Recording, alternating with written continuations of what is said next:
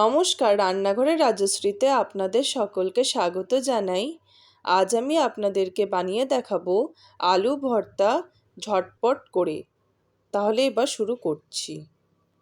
এর জন্যে 4টে মাঝারি সাইজের আলু সেদ্ধ করে খোসা ছাড়িয়ে নিয়েছি। আলুগুলোকে স্ম্যাশ করে নিচ্ছি।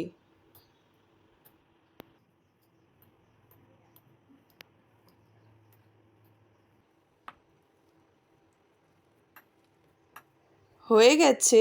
এবার একটা কড়াই গরম করে অল্প তেল দিয়ে দিলাম। এবার 2টো শুকনো লঙ্কা দিয়ে দিলাম। এর মধ্যে একটা বড় সাইজের পেঁয়াজ কুচনো দিয়ে দিলাম। পেঁয়াজটাকে ভালো করে ভেজে নিচ্ছি।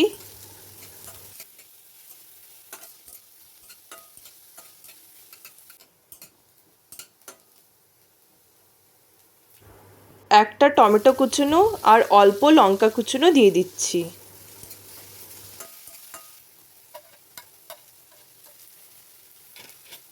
অল্প নেড়েচেড়ে নেওয়ার পর সব মশলাগুলো দিয়ে দেব। 1/2 চামচ করে হলুদ গুঁড়ো, জিরে গুঁড়ো, ধনে গুঁড়ো আর অল্প লাল লঙ্কার গুঁড়ো।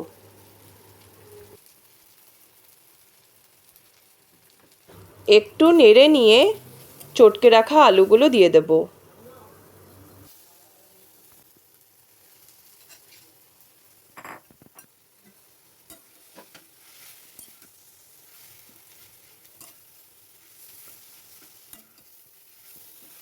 স্বাদ অনুযায়ী নুন দিয়ে দিলাম।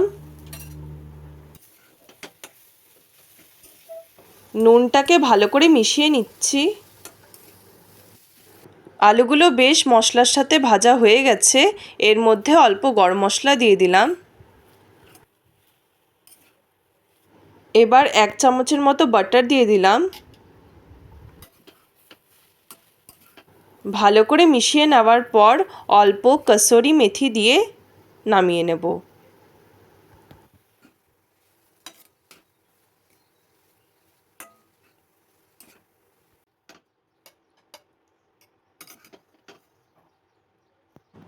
আলুর ভর্তা ঝটপট রেসিপি তৈরি হয়ে গেছে। আমার এই রেসিপিটি যদি আপনাদের ভালো লেগে থাকে তাহলে প্লিজ লাইক আর সাবস্ক্রাইব করে দিয়েন।